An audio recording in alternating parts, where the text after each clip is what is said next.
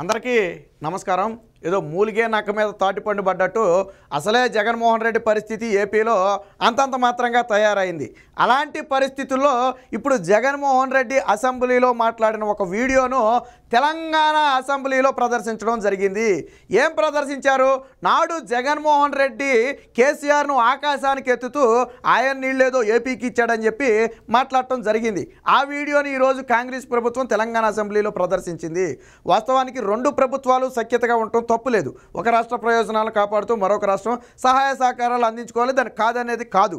కానీ ఇక్కడ జగన్మోహన్ రెడ్డి కేసీఆర్కు మధ్య ఉంది రెండు రాష్ట్ర ప్రయోజనాలు కాదు, రెండు పార్టీ ప్రయోజనాలు లేదా ఇద్దరు వ్యక్తిగత ప్రయోజనాలు మాత్రమే.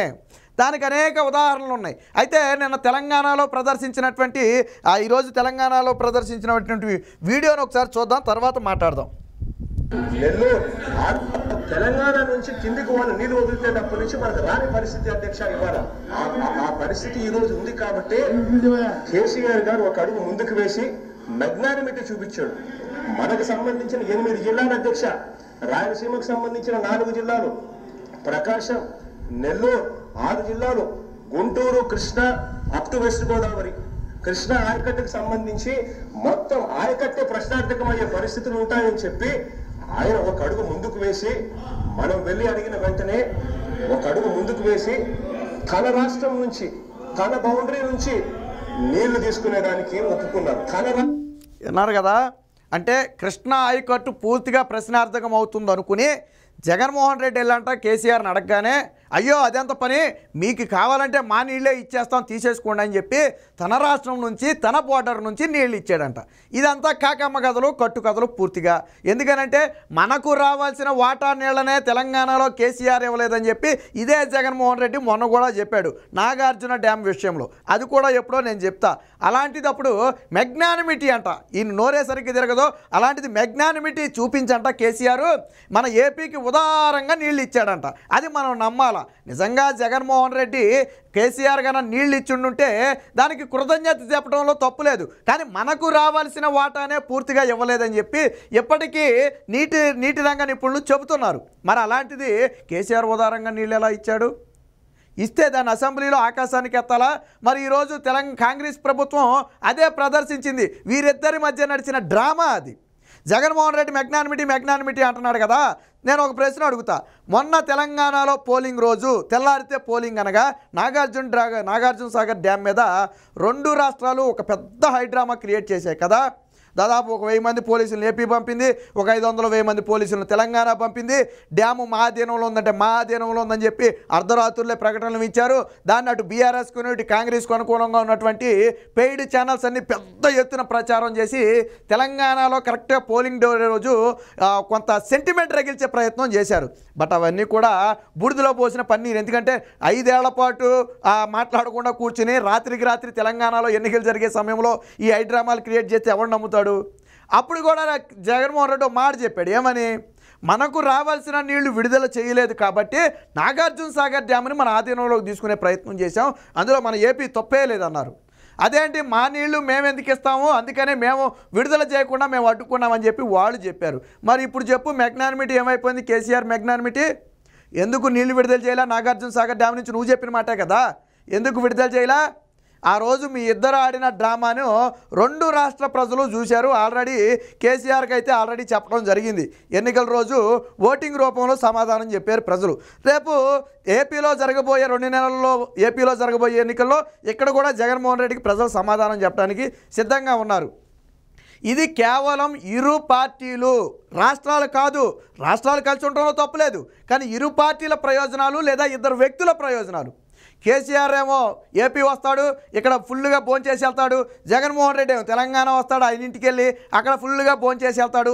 ఏం మాట్లాడుకున్నారో నరుడికి నారాయణకి కూడా తెలీదు. అంతేందుకు మన కేసీఆర్ ఓడిపోయిన తర్వాత ఏదో చిన్న ఇబ్బంది వచ్చి ఆసుపత్రి నుంచి ఇంటికి వస్తే అన్ని రోజుల పాటు పరామర్శించిన జగన్మోహన్ రెడ్డి హఠాత్తుగా కేసీఆర్ దగ్గరికి వచ్చేసాడు. ఎందుకు? తన చెల్లి ఏపీలో అడుగు పెట్టబోతుంది కాంగ్రెస్ పార్టీ రూపంలో.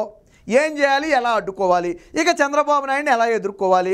మొన్న ఎన్నికల్లో మీరు ఫలితాలు చూశారు కదా, అంటే ఓడిపోయారు కదా, ఎలాంటి మిస్టేక్లు మీరు చేశారు అంటే మీరు చెబితే నేను ఏపీలో అవి జరగకుండా చూసుకుంటాను అని చెప్పి వచ్చాడు. మరి అప్పుడు రాష్ట్ర ప్రయోజనం కోసం వచ్చాడా, జగన్మోహన్ రెడ్డి ప్రయోజనం కోసం వచ్చాడా?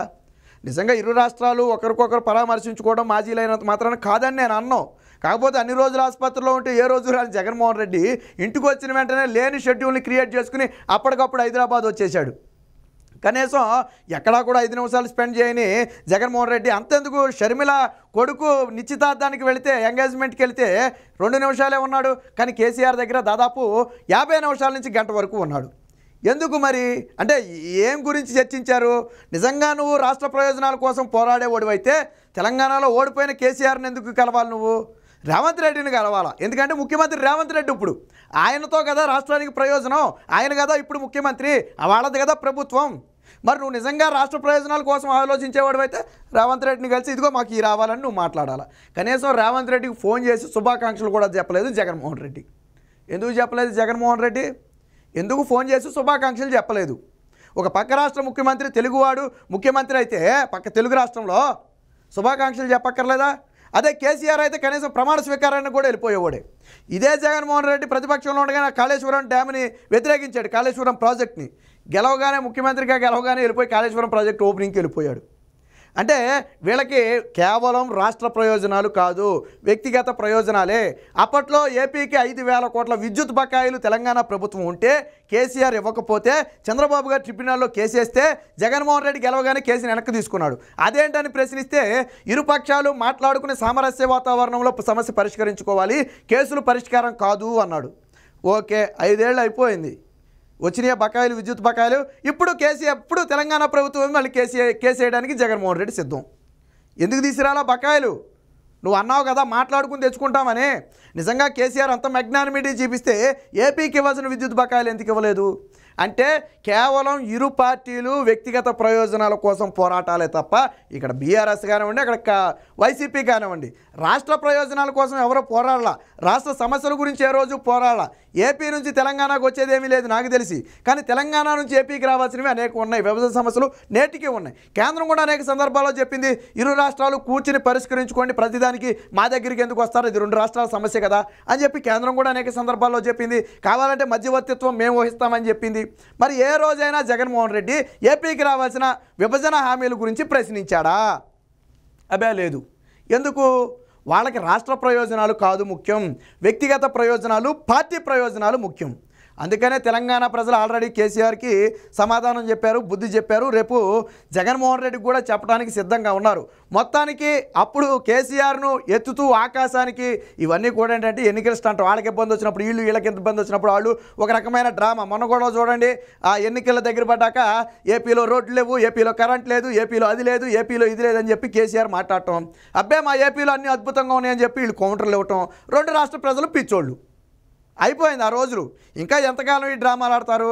కాబట్టి ఎన్నికలు వచ్చిన ప్రతిసారి అలాంటి డ్రామాలు ఆడటం వాళ్ళకి అలవాటే. కాబట్టే తెలంగాణ ప్రజలు కరెక్ట్గా అదును చూసి బుద్ధి చెప్పారనుకోండి. ఇప్పుడు ఏపీలో కూడా జగన్మోహన్ రెడ్డి డ్రామాలకు చెల్లుచీటీ వచ్చింది. ఖచ్చితంగా వచ్చే ఎన్నికల్లో జగన్మోహన్ రెడ్డి కూడా సమాధానం చెప్తారు. ఏది ఏమైనా ఈరోజు రేవంత్ రెడ్డి ప్రదర్శించినటువంటి రేవంత్ రెడ్డి ప్రభుత్వం ఈరోజు జగన్మోహన్ రెడ్డి వీడియోని ప్రదర్శించడం ద్వారా ఈ కేసీఆర్ జగన్మోహన్ రెడ్డి మధ్య ఉన్న రహస్య బంధం అయితే ఈరోజు బట్టబయలైంది. ఇన్ని రోజు ప్రజలను ఏ విధంగా మోసం చేస్తూ వచ్చారో ఈరోజు కాంగ్రెస్ పార్టీ అసెంబ్లీ సాక్షిగా ఎండగట్టింది.